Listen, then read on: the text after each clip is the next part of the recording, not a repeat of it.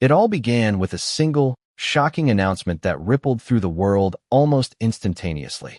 1 minute, the public was living its usual life, scrolling past royal headlines, chuckling at light-hearted photos of Prince George and Princess Charlotte at summer garden parties.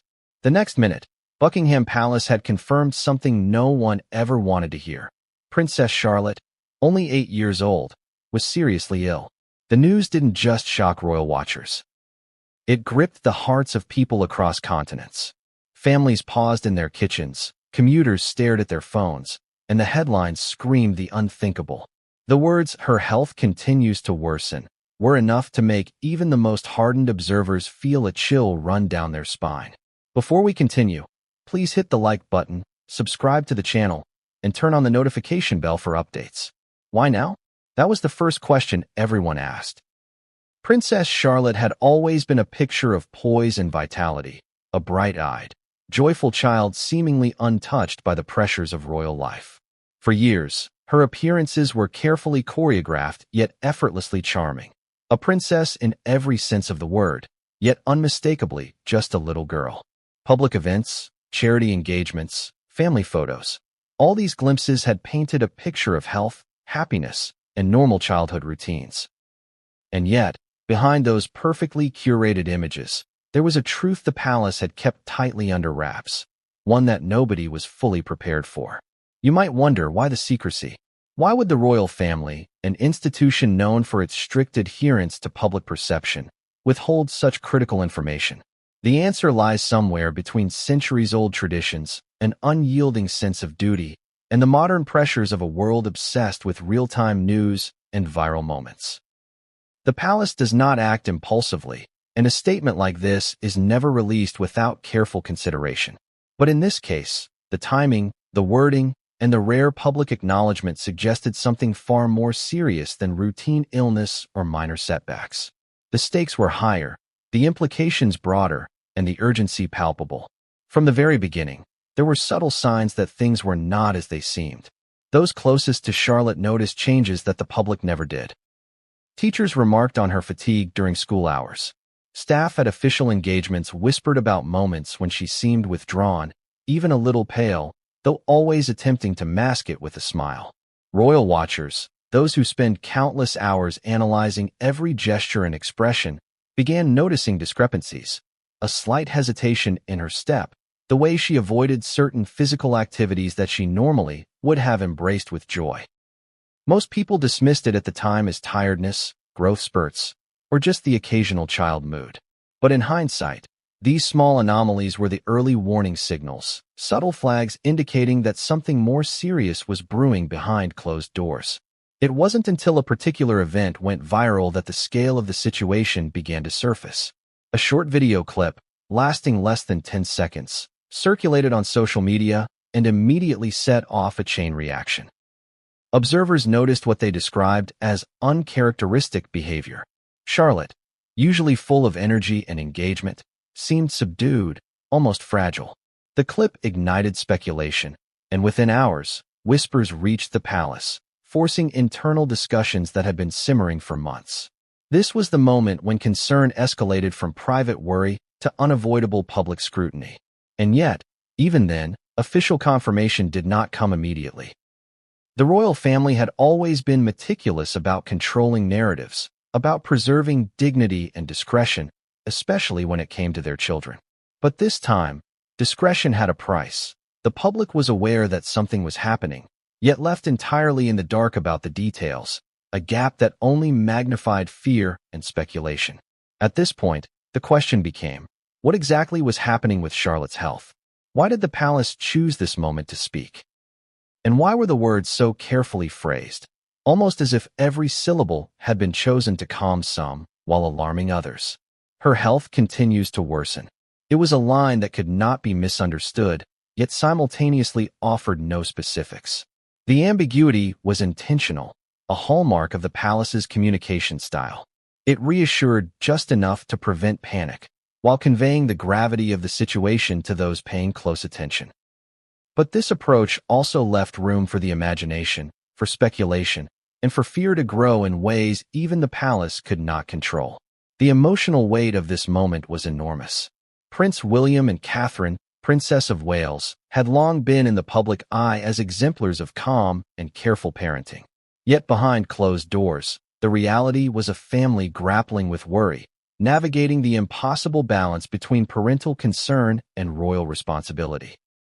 Every decision carried consequences, from public appearances to school attendance, from medical consultations to the carefully monitored release of information. The pressure was immense, layered on top of the already intense scrutiny faced by the future king and queen. And all the while, Charlotte herself remained at the center of this storm, her well-being the singular priority in a world that rarely allowed for private matters to remain private. The palace's handling of the announcement also reflected broader tensions. There was internal debate over timing, over phrasing, and over whether partial disclosure could have mitigated speculation.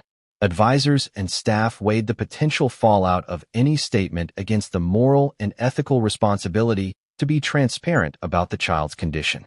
It was a delicate dance, a high-stakes negotiation between protocol and empathy, tradition and transparency. The final decision, to release a measured, carefully worded confirmation, was one that communicated urgency while maintaining control over the narrative. But even with all these measures, the impact was immediate and far-reaching, a reminder that even the most controlled institution could not escape the scrutiny of a global audience. What made this moment even more unprecedented was the timing. The announcement came at a point when the world was not just watching the royal family, it was hungry for news. Every royal birthday, school event, and public engagement had the potential to trend internationally. In such a climate, even small developments could become magnified into global headlines.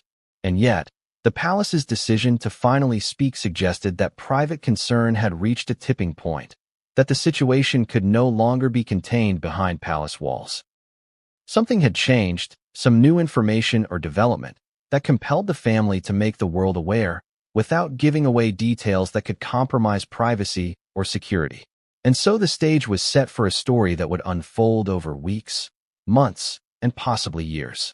The public, already emotionally invested in the lives of the royal children, had been thrust into a narrative of uncertainty and concern. Every new photo, every appearance, every report would be dissected, analyzed, and scrutinized. Speculation would swirl, emotions would flare, and the world would collectively hold its breath, waiting for any sign of recovery or deterioration. For Charlotte, the impact was profound, though shielded as much as possible by the loving attention of her family and advisors. For William and Catherine, it was a test of endurance, discretion, and resolve, challenging their roles as parents and as public figures simultaneously.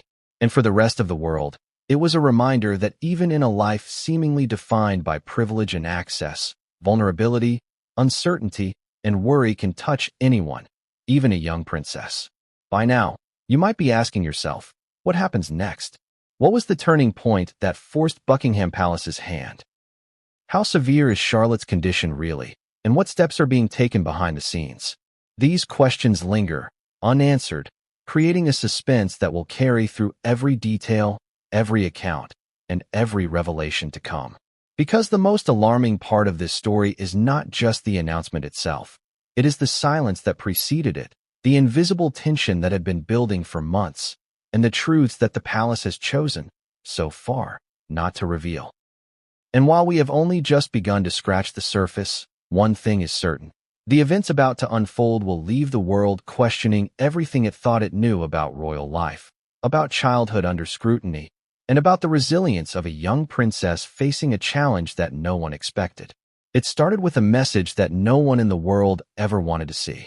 A brief communiqué, almost clinical in its tone, yet devastating in its implications.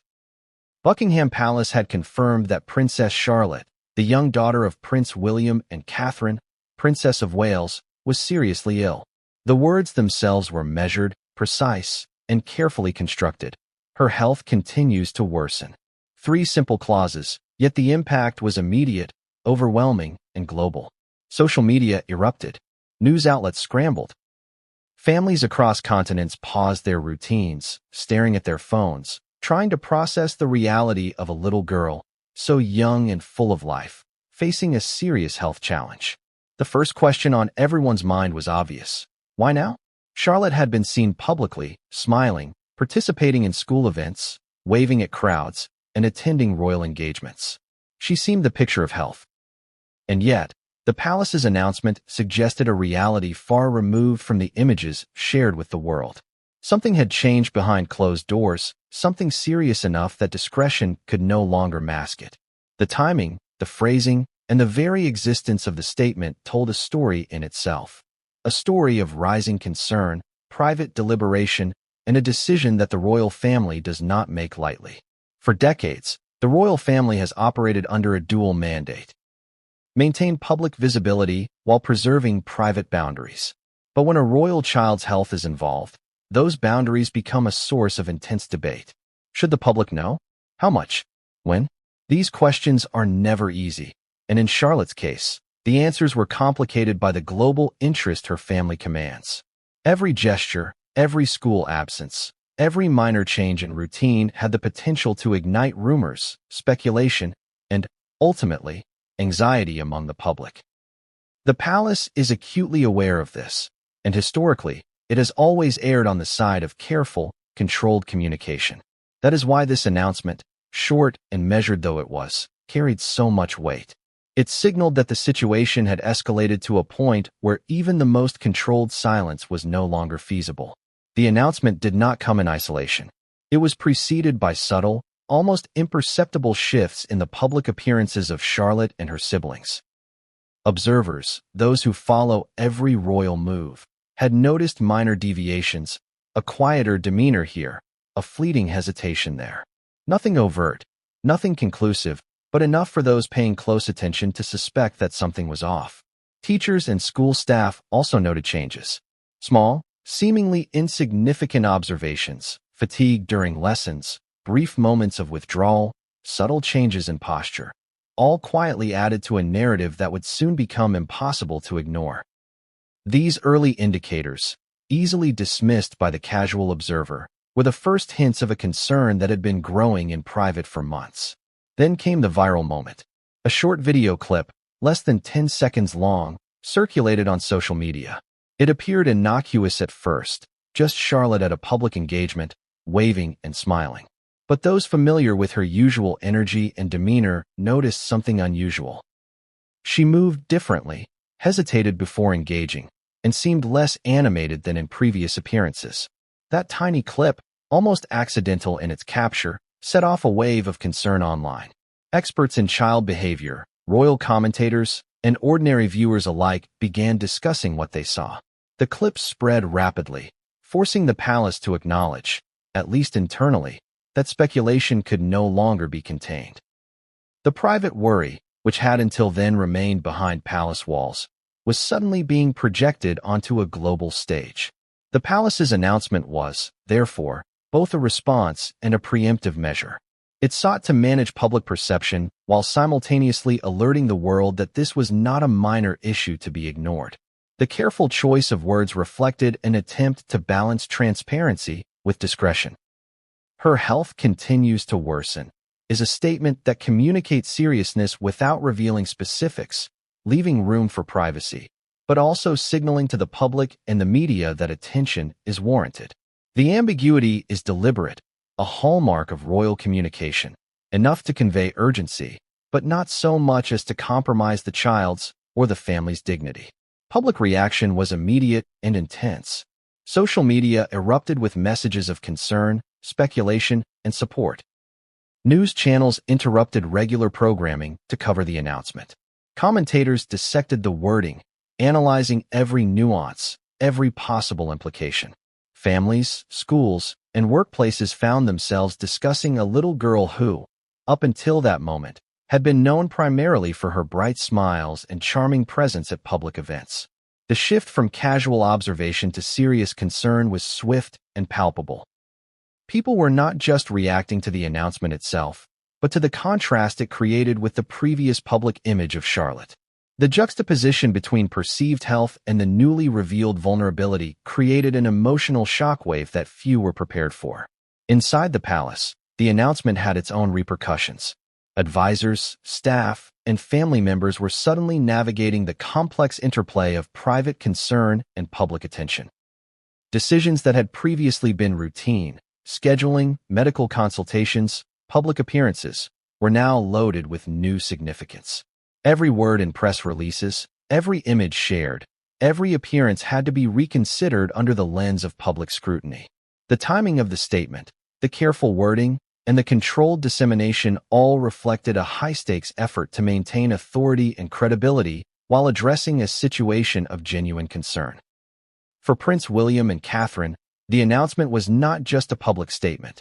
It was a necessary step in managing a crisis that was both intensely personal and publicly visible. It is also important to understand the cultural context in which this announcement occurred. The royal family exists in a world that demands both transparency and spectacle. Public figures are expected to show strength, composure, and resilience, yet audiences also crave authenticity, vulnerability, and emotional connection. When a royal child's health is at stake, these demands collide in complex ways. The palace must protect the child, manage family privacy, and satisfy public curiosity, all simultaneously. This balancing act is delicate and often contradictory, creating tension between what is known, what is revealed, and what remains hidden. The announcement about Charlotte's condition reflects the gravity of this tension, a carefully measured acknowledgement designed to manage both perception and reality. Questions naturally followed. Why had the palace waited until now? Were there signs that could have prompted earlier disclosure?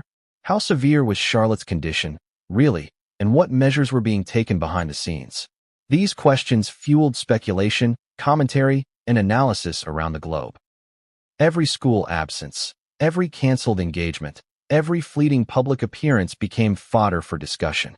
The public, previously accustomed to seeing Charlotte in staged moments of poise and charm, was suddenly confronted with the reality that her life, and her health, was far more complex and delicate than any image could convey.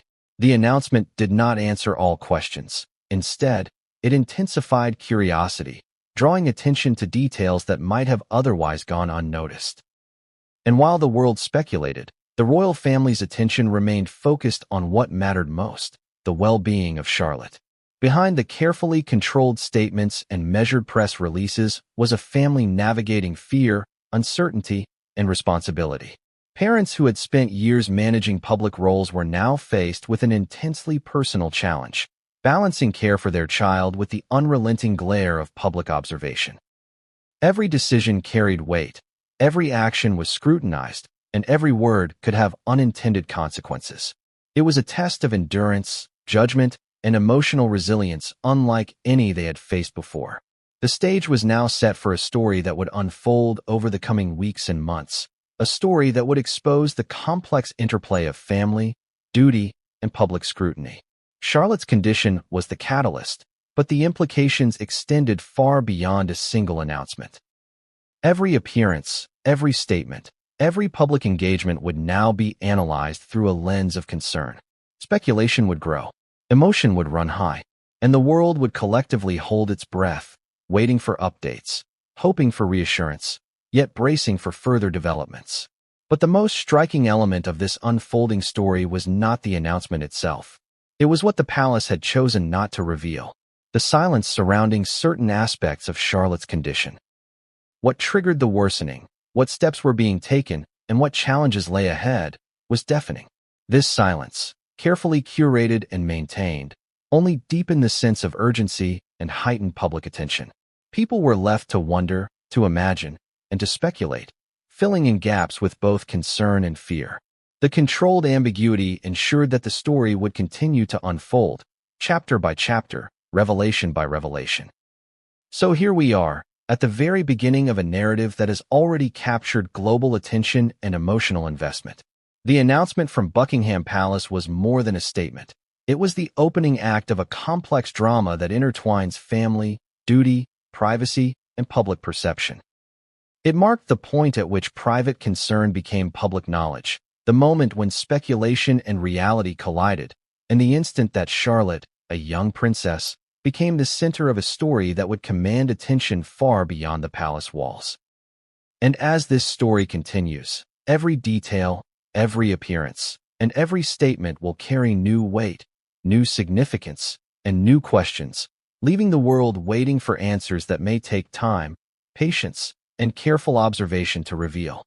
From the very beginning, the warning signs were subtle, almost imperceptible. For a family constantly in the public eye, even the smallest deviation in a child's behavior can stand out to those paying attention. Princess Charlotte, known for her bright smiles, boundless energy, and engaging presence, began showing quiet, almost unnoticeable changes that hinted something was amiss. At first, most observers, parents, teachers, palace staff, and even the public, dismissed them as ordinary childhood fluctuations, a tired day here, a moment of shyness there. But as time went on, these small indicators began to form a pattern, a tapestry that suggested the joyful child everyone saw in stage photographs was facing challenges hidden from the world.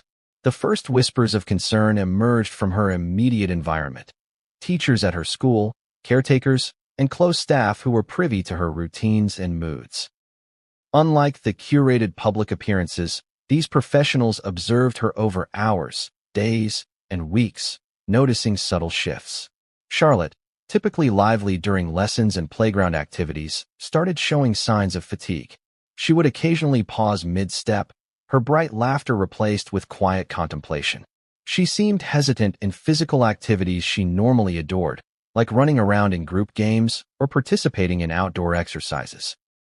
Nothing extreme, nothing that screamed alarm, but enough to prompt a few quiet conversations among those around her. These were not actions that could be reported publicly, nor were they immediately alarming, but they planted the first seeds of worry. The palace staff, deeply aware of the scrutiny that any unusual behavior would attract, kept careful logs and notes. Royal children are never entirely private, yet they maintain a controlled bubble that shields them from invasive observation. Even so, minor deviations in routine behavior do not escape notice. Staff began noting moments where Charlotte appeared pale under certain lights, or when she asked to sit out of longer activities, citing mild fatigue or headaches. To the casual observer, these would have seemed like typical child behavior.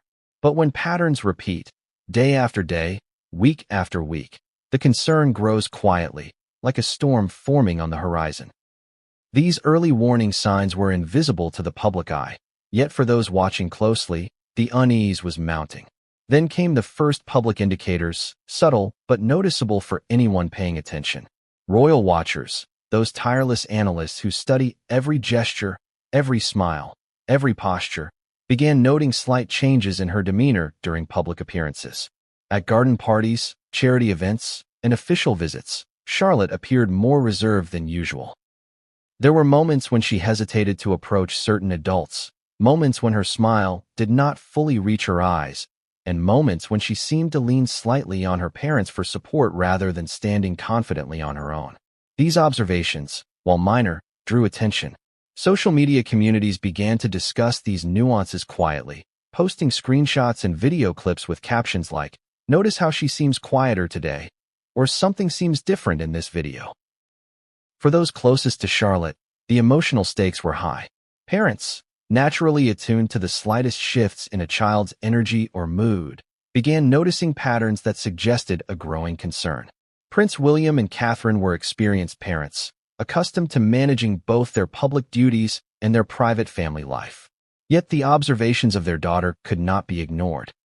In private, they would have likely discussed these changes in hushed tones, balancing worry with the desire to avoid overreaction.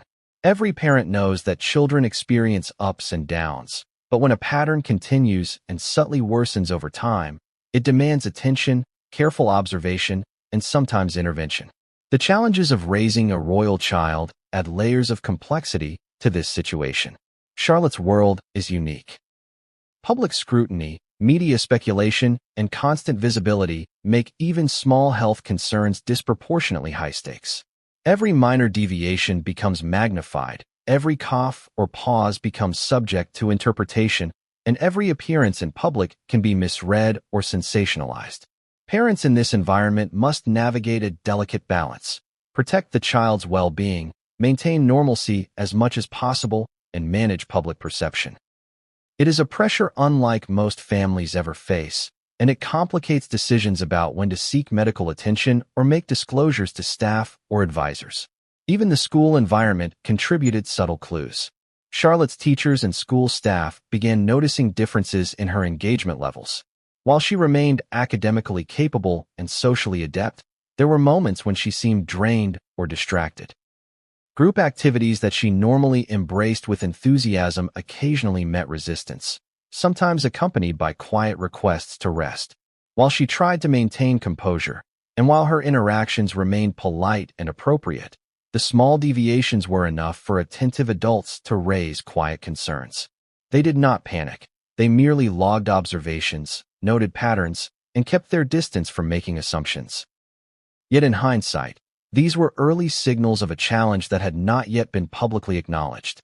The household itself experienced its own tension during this period.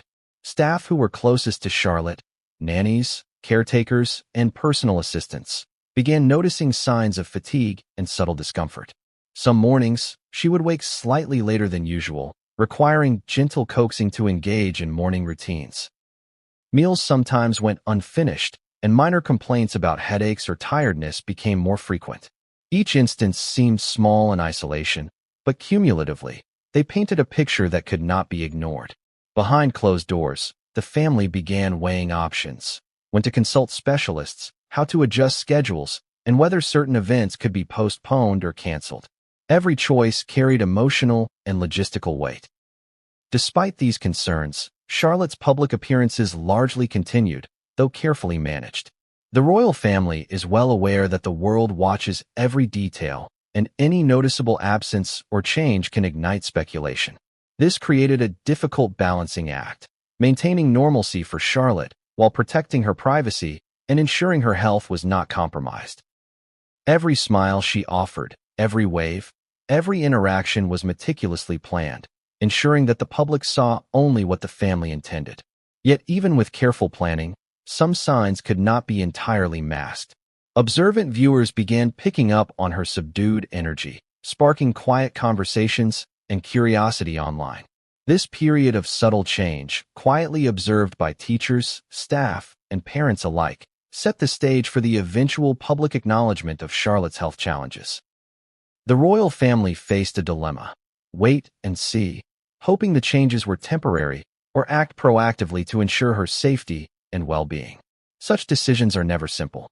The stakes are personal, emotional, and infinitely magnified by the public eye. Choosing to act early risks scrutiny and speculation. Waiting risks the child's health and the perception of inaction. In this environment, every decision is fraught with consequence. As these early warning signs accumulated, a crucial realization emerged. Something that seemed minor at first was in fact part of a larger, more serious picture. The pattern of behavior, subtle but persistent, suggested that Charlotte's health was becoming a genuine concern. The family, palace staff, and medical advisors were now navigating a complex web of decisions: how to protect her, when to consult specialists, and how to manage the inevitable media attention. This delicate dance between private concern and public visibility was just beginning, but it set the tone for everything that would follow. And yet, despite all these careful observations and quiet interventions, the world remained largely unaware. Public appearances, photos, and carefully staged videos continued to show a child full of poise and charm. The contrast between the private reality and the public image created a tension that would eventually explode into headlines. The stage was being quietly set, not by dramatic events, but by a series of small, almost invisible signs that something was wrong. The careful observer could sense the undercurrent, but the broader world would not fully realize the magnitude of the situation until Buckingham Palace finally confirmed it. The first signs, subtle though they were, carried a lesson. Appearances can be deceiving. The smiles, the waves, the perfectly timed gestures. All of these can mask reality, especially when a child is striving to meet expectations, shielded by loving parents, and surrounded by adults committed to preserving privacy. For Charlotte, these early signs were the precursor to a story that would unfold in public view, a story that would test the limits of discretion, challenge assumptions, and demand empathy on a global scale. So the question remains, when did the turning point occur? When did the subtle signs that had been quietly noted behind palace walls become impossible to ignore? And who first recognized that what seemed like ordinary childhood fatigue might actually indicate something far more serious? These questions loom as the story moves forward, each one adding tension, emotion, and anticipation. The first signs were just the beginning, the prelude to a sequence of events that would change the world's perception of Princess Charlotte's life, her family, and the delicate balance between privacy and public scrutiny. And as the world continues to watch, the early indicators serve as a reminder. Even in lives that seem perfectly curated, subtle signs can speak volumes. They whisper warnings, hint at truths, and foreshadow revelations that will leave audiences questioning everything they thought they knew. Sometimes, a moment so brief it lasts less than 10 seconds can change everything. In the case of Princess Charlotte, it was a short video clip, a fraction of time that captured her at a public engagement, waving politely at onlookers, smiling when prompted, yet doing something subtle that the world almost missed. Observers who had followed her every movement for years immediately noticed a difference. It was in her posture, the way she hesitated mid-step, the fraction of a second before she responded to her parents' encouragement. To most people, it would have seemed insignificant, a tiny detail in a fleeting public moment. But for the trained eye, the experienced royal commentators, the teachers, and the palace staff who knew her patterns intimately, it was a red flag. Something was not right. The clip spread across social media almost instantly. Within hours, thousands of comments had been posted, some expressing concern, others dissecting every detail. Royal forums lit up with speculation. Was Charlotte tired, ill, or just having an off day? Some suggested allergies, others growth spurts. Few dared to imagine the possibility that would soon dominate headlines.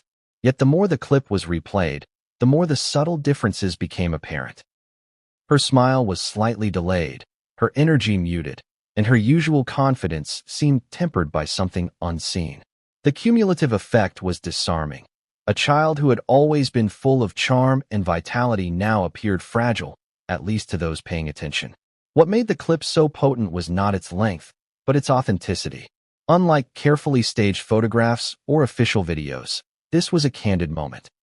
The kind of moment that social media thrives on, the kind of moment that cannot be scripted or fully controlled. In the world of the royals, these moments are rare, and when they occur, they are scrutinized. Advisors and staff realized almost immediately that this clip, though fleeting, could no longer be ignored. It had drawn attention beyond the palace walls and into the global arena. What had previously been a private concern, observed and managed discreetly, now demanded acknowledgement. The family could no longer rely solely on discretion. The public's gaze had been drawn, and it was intense. Inside the palace, reactions were swift. Advisors, communications staff, and senior household members convened in emergency meetings. They debated the implications of the clip, weighing the potential fallout against the need for privacy. Should they address it immediately? Should they wait and hope the concern was minor? The decision was fraught. On the one hand, acknowledging the clip could signal that something was wrong, potentially escalating media scrutiny. On the other hand, ignoring it risked speculation spiraling out of control. Every word, every statement, every gesture was now a calculated risk. The world was watching, and every second mattered. Meanwhile, parents observed their daughter closely. Prince William and Catherine, both accustomed to public life and the constant analysis that accompanies it, were acutely aware of the scrutiny. For them, the clip was a crystallization of months of subtle concerns. The quiet signs noted by teachers, the small shifts in behavior, the patterns of fatigue and withdrawal, all were now projected for the world to see, magnified by a social media lens. The family's response had to balance Charlotte's well-being with the intense pressure of public visibility. Every action, every decision, was measured against the twin imperatives of care and discretion. The media frenzy that followed was immediate. News outlets across the globe began covering the clip, analyzing it frame by frame, consulting experts in child behavior, health, and psychology. Speculation ran rampant. Social media amplified every observation, turning a brief video into an international talking point. Was Charlotte unwell? Was she tired? Were there deeper concerns about her health? Some commentators suggested mild explanations, while others hinted at more serious possibilities. The intensity of the scrutiny underscored the reality that in the modern age, private matters, once shielded by discretion, can become public overnight. For the royal family, this was an uncomfortable truth. Even the smallest moments can no longer remain private. The palace's communications team moved quickly. They began drafting statements, consulting with advisors, and assessing the timing of any potential public acknowledgement. There was no precedent for this exact scenario. While the royals have historically managed crises and public interest in health matters with careful strategy, a viral video involving a child was unprecedented. The balance between transparency and privacy had to be struck perfectly. Too much detail, and they risked exposure. Too little, and speculation would grow uncontrollably. The team's deliberations were intense, reflecting both the stakes and the complexity of the situation. In addition to the media pressure, internal discussions considered Charlotte's emotional and physical state. For a child, being the center of global attention is an extraordinary burden. The parents' focus was on maintaining as much normalcy as possible, shielding her from stress, and ensuring her routine remained supportive and nurturing. Even small public appearances had to be carefully curated, ensuring that Charlotte's comfort and well-being took precedence over optics or public perception. Every gesture, from walking down a hallway to interacting with staff, was now filtered through the lens of both care and global scrutiny. What made the situation more challenging was the pace at which the world was now reacting. Social media spreads information instantaneously, often without context or nuance. The viral clip, intended as a casual capture of Charlotte's presence at a public event, had become a global talking point within hours. This rapid dissemination heightened the urgency for the palace to act decisively. A misstep in timing or messaging could fuel misinformation, create unnecessary panic, or compromise the child's privacy. The royal family had always been adept at managing perception, but this situation demanded an unprecedented level of care and strategy. Adding to the tension was the fact that this was not an isolated observation. Staff and advisors had been monitoring subtle changes for weeks, noting minor deviations in behavior, energy, and engagement. While these changes had been discreetly managed within the household, the public clip served as undeniable evidence that something was amiss. It transformed private concern into a public narrative, demanding both attention and action. The palace could no longer rely solely on internal observation. External perception was now an unavoidable factor. The reactions of the public were telling. Across social media, people expressed concern, sympathy, and speculation. Fans of the royal family, casual observers, and even those indifferent to royal affairs were drawn into the unfolding story. The video clip had humanized Charlotte in a way that few images or staged appearances ever could. It revealed vulnerability, a glimpse of the real person behind the curated public persona. And in doing so, it sparked a wave of empathy and global attention that only intensified the stakes for the family. At this juncture, a critical realization emerged within the palace. Private management alone would no longer suffice. The viral clip had set a precedent, illustrating that moments of candid authenticity could reach millions in minutes. The family had to anticipate further scrutiny, media inquiries, and public speculation. A decision had to be made. When and how to acknowledge the situation officially, while maintaining the dignity, privacy, and emotional safety of Charlotte. Every consideration was deeply personal, yet every decision was immediately amplified by the global stage.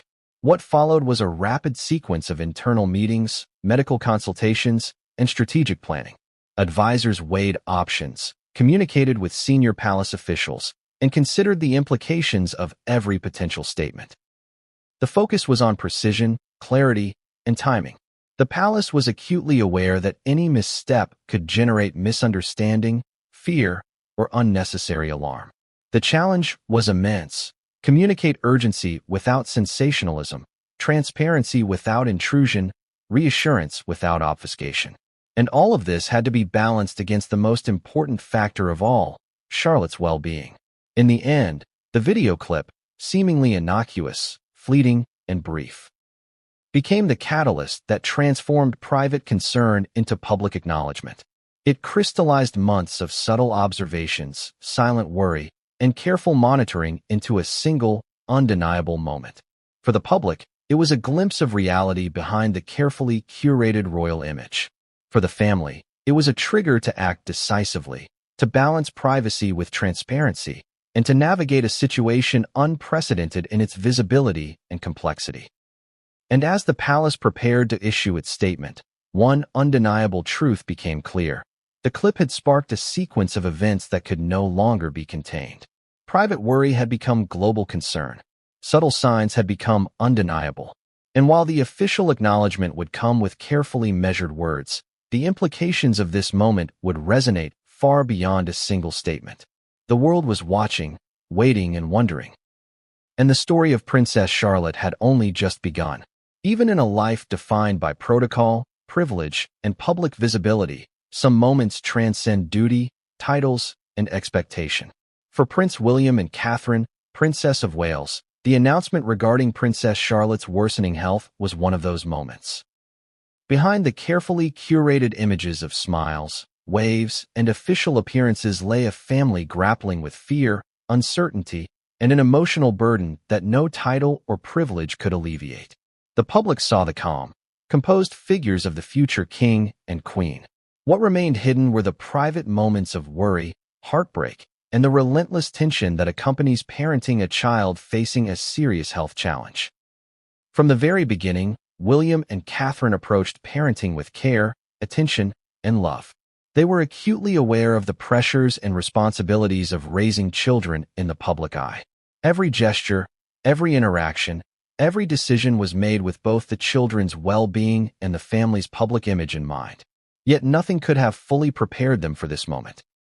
The realization that their daughter's health was more precarious than they had hoped, that months of subtle concerns had now escalated into a crisis that demanded immediate attention and delicate navigation. The emotional strain was profound. In private, Catherine experienced moments of quiet despair, those private seconds when a mother's instinct and heart collide with fear. She worried not only about the immediate health implications, but also about the broader impact on Charlotte's emotional state. How much did Charlotte understand? How much anxiety had she absorbed without realizing it? These questions haunted her. Every cough, every pause, every slight hesitation in her step carried disproportionate weight. For Catherine, the role of a mother had suddenly become both a source of strength and a locus of acute emotional strain. Prince William, for his part, felt the weight of dual responsibility. As a father, he wanted to protect his daughter, provide reassurance, and offer comfort. As a future king, he was aware that every public perception, every public action, would be scrutinized in ways unimaginable to ordinary parents. The balance between private concern and public duty was delicate. He found himself navigating moments of decision with painstaking care. Should Charlotte attend a family event? Should she continue with school activities? How much exposure to the public could be considered safe, both physically and emotionally? Each question carried consequences, and none had easy answers. Together, William and Catherine faced moments of shared vulnerability, often in the quietest corners of their private life. Late nights, after the children were asleep, were filled with hushed discussions about Charlotte's condition, consultations with advisors, and careful planning for what lay ahead. They debated every choice, every possible outcome, and every potential impact on their daughter. The emotional stakes were high. There were no rehearsals, no scripts, no safe ways to predict the future. For two people trained to balance protocol and pressure, this was a new and deeply personal challenge. One that tested their emotional resilience in ways that public appearances and media scrutiny never could. The strain extended to their broader family dynamics as well. Prince George, Charlotte's older brother, was also affected, although differently. Children are perceptive. They notice when parents are worried, even if the details are withheld. George's reactions, quiet questions, subtle shifts in behavior, moments of hesitation, added another layer of complexity to William and Catherine's emotional balancing act. They had to maintain calm for him, reassure him without revealing unnecessary fear, and continue to nurture a sense of normalcy in a household increasingly defined by concern. The invisible weight of responsibility multiplied, encompassing not just Charlotte's well-being, but the emotional stability of the entire family. In addition to their parental roles, William and Catherine were also acutely aware of the public scrutiny that accompanies every action they take. The royal family operates in a world where even private moments are subject to interpretation. A fleeting expression, a slight pause, a quiet sigh, all could be captured, analyzed, and interpreted in ways that might misrepresent reality. This heightened scrutiny added a layer of tension, forcing the parents to carefully consider not only what actions they took, but also how those actions could be perceived. The emotional struggle was compounded by the knowledge that the world was watching, waiting, and, in some cases, judging. Medical consultations added another dimension to the emotional complexity. Discussions with specialists, careful monitoring of Charlotte's condition, and planning for possible interventions were ongoing. William and Catherine were faced with choices that no parent ever wishes to consider, weighing the risks and benefits of treatments, understanding the potential outcomes, and preparing for worst-case scenarios. Each decision carried both emotional and practical consequences. The weight of potential outcomes loomed large, creating an environment where stress and concern were constant companions. Every day brought new questions, new observations, and new decisions that could not be postponed or ignored. Even within the palace walls, moments of private vulnerability were not entirely shielded from public perception. Observant royal watchers and photographers occasionally captured fleeting expressions of concern or subtle gestures of reassurance between William and Catherine. These minor glimpses, often unnoticed by the broader public, hinted at the emotional intensity simmering beneath the surface. While the parents maintained a composed exterior for official engagements and appearances, those closest to them could sense the strain, the tightness in Catherine's smile, the brief tension in William's posture, the quiet moments of reflection that spoke volumes about the depth of their worry. The emotional struggle was further intensified by the inevitability of public discourse. Friends, extended family members, and advisors provided support, but the knowledge that the public, media, and social media audiences would interpret every detail added pressure. William and Catherine had to weigh how to manage communication, decide when to release information, and anticipate the reactions of a global audience. The need for precision in language, timing, and content was paramount. Even private conversations, carefully conducted in the safety of palace walls, carried the potential for unintended exposure. Every choice had ramifications that extended far beyond the immediate circle of family and staff. Amid this intensity, William and Catherine also had to contend with their own emotional resilience. They drew strength from one another, from the support of close advisors, and from the routines that provided a sense of normalcy. They also drew strength from the very qualities that had made them effective parents in the public eye: patience, empathy, attentiveness, and an unwavering commitment to their children's well-being. Yet even the strongest parents are human, and the relentless weight of worry, combined with the pressures of public visibility, exacted a profound emotional toll. Nights were often sleepless, filled with quiet observation and reflection. Days were structured around care, consultation, and the careful management of appearances. The struggle was constant, unrelenting, and deeply personal. Throughout this period, every small moment became magnified. A smile, a wave, a brief interaction could carry emotional significance far beyond the event itself. William and Catherine's careful attention to Charlotte's needs extended to even the most mundane activities: school preparation, mealtimes, play sessions, and family outings. Each moment was an opportunity to monitor, support, and protect. At the same time, they sought to preserve a sense of normalcy in childhood for Charlotte, ensuring that her daily life was as rich, joyful, and fulfilling as possible under the circumstances. Balancing care with normalcy was a delicate art, one that demanded constant attention, emotional intelligence, and courage. And yet, despite every effort, there remained an undercurrent of uncertainty. The future was not predictable, and the parents could not control every outcome.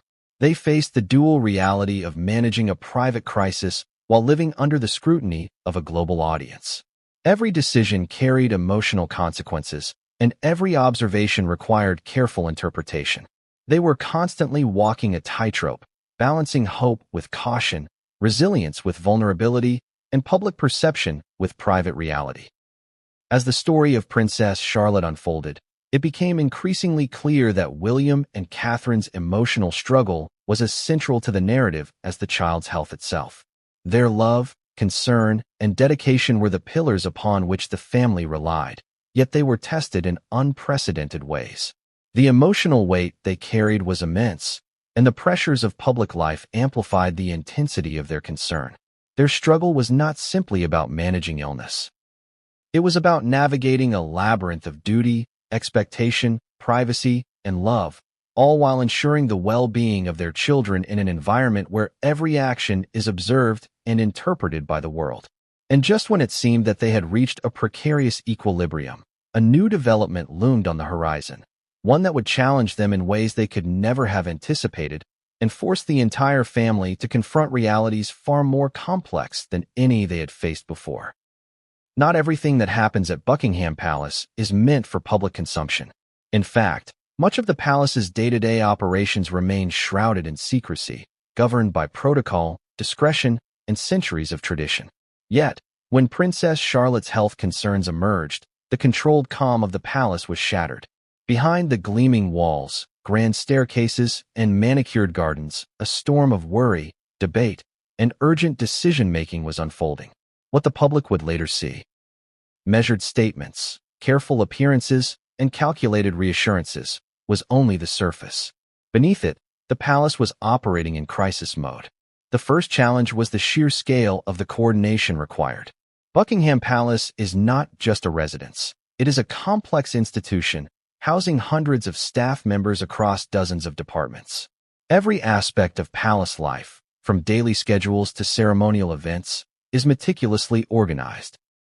Now, those systems had to pivot in response to an urgent, unpredictable, and emotionally charged situation. Meetings that were usually routine became high-stakes sessions. Advisors, medical staff, household managers, and senior officials convened repeatedly to assess Charlotte's condition, consider communication strategies, and determine which engagements could safely proceed. Every decision had layers of complexity, balancing the child's health, the family's privacy, and the inevitability of public attention. Within these meetings, tensions ran high. The palace operates on a foundation of hierarchy, tradition, and precision. Yet the emotional gravity of the situation created friction. Advisors were torn between urgency and protocol, between transparency and discretion. Some argued for an immediate public statement to manage speculation. Others insisted on additional medical evaluations before any communication. Every argument carried weight, because each had the potential to affect the well-being of Charlotte, the cohesion of the family, and the palace's credibility. In these moments, the stakes were not abstract. They were intensely personal, and they were compounded by the relentless global scrutiny that awaited any action or inaction. The palace's medical advisors played a critical role. They were responsible not only for providing accurate assessments of Charlotte's condition, but also for guiding the family on next steps, potential interventions, and risk management. Their input was highly detailed, ranging from observations of daily behavior to recommendations for specialist consultations. Yet even the most precise medical advice carried uncertainties. Childhood illnesses and complications can be unpredictable, and the medical team had to navigate these uncertainties with both expertise and caution. For William and Catherine, every recommendation was filtered through the lens of parental concern, magnified by their awareness that the world would interpret each move. At the same time, the household staff faced extraordinary pressure. Nannies, aides, security personnel, and administrative teams were suddenly tasked with responsibilities that went far beyond their usual routines. Some had to monitor Charlotte's day-to-day health, noting any changes or irregularities. Others coordinated schedules to reduce stress and fatigue. Still others prepared for the possibility of public appearances being postponed or canceled. Every action required discretion, professionalism, and sensitivity. Even a small misstep could compromise the family's privacy or trigger unwanted speculation. The pressure was relentless, and the staff's loyalty and vigilance became a cornerstone of the family's ability to navigate the crisis. Security teams were also on heightened alert. While Charlotte's condition was not a security threat in the traditional sense, the presence of global media attention, social media speculation, and heightened public concern created a new kind of vulnerability. Every movement, every public appearance, every detail of daily life could become news within minutes. The security team had to anticipate potential breaches of privacy, ensure Charlotte's safe movement, and coordinate closely with communications staff to manage any situation that might attract public scrutiny. Their work, invisible to the public, became an essential component of crisis management. The communications team faced an equally daunting task. In a modern world dominated by social media and 24-hour news cycles, managing information requires precision, timing, and strategic foresight. The viral video clip of Charlotte had already demonstrated how quickly perception could spread and solidify into public concern. Advisors had to craft statements that balanced transparency with privacy, reassurance with realism. The language had to be deliberate, precise enough to convey urgency without triggering panic, empathetic enough to connect with the public without compromising confidentiality. Every word, comma, and phrase underwent rigorous scrutiny before release. In addition to internal coordination, the palace had to manage external stakeholders. Close family members, royal advisors, and selected medical specialists were looped into the situation. Each had a role to play, providing counsel, offering expertise, or helping maintain continuity in Charlotte's daily life. Even minor miscommunications among these groups could have amplified stress, created confusion, or undermined the family's ability to manage the situation effectively. The orchestration of these moving parts was a monumental task, requiring both meticulous planning and rapid adaptation. Emotion, naturally, infused every decision.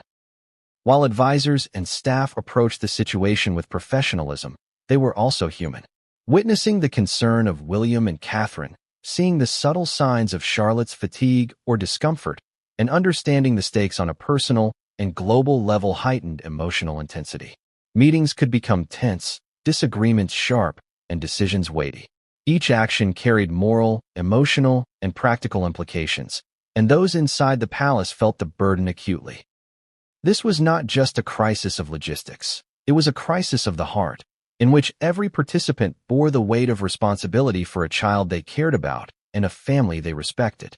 Yet, despite the intensity of the internal response, the palace had to maintain an outward calm.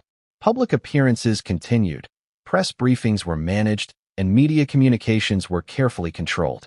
The contrast between internal urgency and external composure was stark. The world saw polished images of the family, smiles in public gardens, and carefully timed engagements. Behind the scenes, however, tension, uncertainty, and concern dominated every decision. This dual reality, composed exterior, chaotic interior, is a hallmark of royal crisis management. It is a balance of optics and reality, perception and truth, restraint and action. The crisis also amplified the emotional bond between family members. William and Catherine relied on one another more than ever, leaning on shared intuition, trust, and mutual understanding. Staff who had worked with the family for years became extensions of that support system, helping maintain a sense of continuity and stability. Even in moments of tension and disagreement, the palace operated as a cohesive unit, united by shared concern for Charlotte's well-being.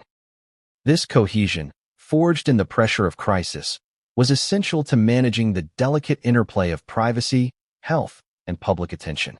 As the palace navigated this internal crisis, they were acutely aware that time was critical. Charlotte's health, already fragile, demanded close monitoring, immediate interventions when necessary, and strategic planning for potential developments. Every hour, every day, and every decision mattered. The window for action was narrow, and the stakes were enormous. For the royal family, this was not an abstract challenge. It was a lived reality, a test of endurance, judgment, and emotional resilience that would define the coming weeks. And yet, despite all precautions, despite all planning, the situation was dynamic, unpredictable, and fraught with unknowns. New developments could arise without warning, public attention could shift in unexpected ways, and medical assessments could alter the course of action in moments. The palace, despite its centuries of experience and its vast resources, was navigating uncharted territory, a scenario in which personal concern, professional responsibility, and global scrutiny collided in unprecedented ways. It was in this crucible of pressure, emotion, and urgency that the palace truly revealed its dual nature. The outward calm, the meticulously staged appearances, and the controlled messaging were only part of the picture. Behind closed doors, a complex, human, and intensely emotional drama was unfolding. Advisors debated, staff coordinated, and parents worried, all while a young child's health hung in delicate balance. The contrast between appearance and reality, between control and vulnerability, created a tension that would define the story to come. And as the palace worked tirelessly behind closed doors to navigate this crisis, one question loomed larger than all others. How much longer could this delicate balance be maintained? How long could the public remain unaware of the full extent of Charlotte's condition? And what would happen when the next unexpected event, the next hint, the next video clip, the next subtle sign, forced the crisis into the open in ways that could not be contained or controlled? The answers to these questions would shape the unfolding drama, with consequences for the family, the palace, and the world watching intently from afar. But just as the palace believed it had the situation contained, the next shock arrived, one that would challenge every precaution, every plan, and every assumption about how this story would unfold. In the age of instant information, no story stays contained. For Princess Charlotte, the private worries of Buckingham Palace had become public overnight. The moment the viral video clip surfaced, it ignited a firestorm online, a perfect storm of curiosity, concern, and controversy. Social media platforms, from Twitter to Instagram to TikTok, buzzed with speculation. Within hours, thousands of posts dissected every frame of the brief video, every nuance in her expression, and every micro-movement of her posture. The public had latched onto Charlotte's subtle signs of fatigue and was trying to make sense of what they were seeing. The speed and intensity of the reaction was unprecedented. Royal watchers, amateur analysts, and professional commentators alike combed through the clip, drawing conclusions that ranged from mild concern to outright alarm. Hashtags began trending almost instantly. Hashtag Princess Charlotte, hashtag Royal Health, and the more speculative hashtag #IsChocay flooded timelines. Some social media users offered empathetic messages, urging the public to respect the child's privacy and hoping she was simply tired. Others, however, fueled wild conjecture, questioning whether there was a more serious underlying condition. In the modern world, facts often take a back seat to the viral narrative, and for Charlotte, this meant that speculation spread faster than any official confirmation could. Traditional media quickly followed suit. News outlets scrambled to provide coverage, consulting experts in child health, psychology, and even body language. Headlines ranged from cautious to sensational. Royal concern. Is Princess Charlotte unwell? To viral video sparks health questions about young princess. Analysts debated endlessly about the meaning of a delayed smile or a hesitant step. Even ordinary gestures were analyzed as potential signs of fatigue, illness, or stress. The world's focus, for a brief but intense moment, was entirely on a child whose life was meant to be private, carefully shielded behind palace walls. What made this frenzy particularly challenging for the royal family was the nature of modern media consumption. In a 24/7 cycle, every moment is scrutinized, every post is amplified, and every misstep can become permanent. One frame from a brief video can be shared, edited, and interpreted in countless ways. By the evening, Charlotte's short public appearance had become a global topic of conversation, discussed on news broadcasts, radio programs, blogs, and discussion forums. The intensity of attention was overwhelming, turning a private concern into a matter of worldwide discussion in less than 24 hours. Social media, in particular, introduced new dynamics into the crisis. Platforms allowed users to comment, share opinions, and speculate at an unprecedented speed and scale. Memes began to appear, some innocent and humorous, others insensitive and critical. Some users tried to inject empathy and reason into the conversation, urging caution and restraint. Others sensationalized minor gestures, amplifying the appearance of concern into perceived crisis. The palace faced a dual challenge, not only managing the child's health, but also addressing a virtual audience whose interpretations were varied, relentless, and unpredictable. Public reactions were emotional and immediate. Many expressed heartfelt concern for Charlotte, offering messages of support and sympathy. Parents, in particular, resonated with the story, imagining their own children in similar situations. Comments like "sending love and prayers to Charlotte" and "hope she feels better soon" appeared by the thousands. Yet, for every empathetic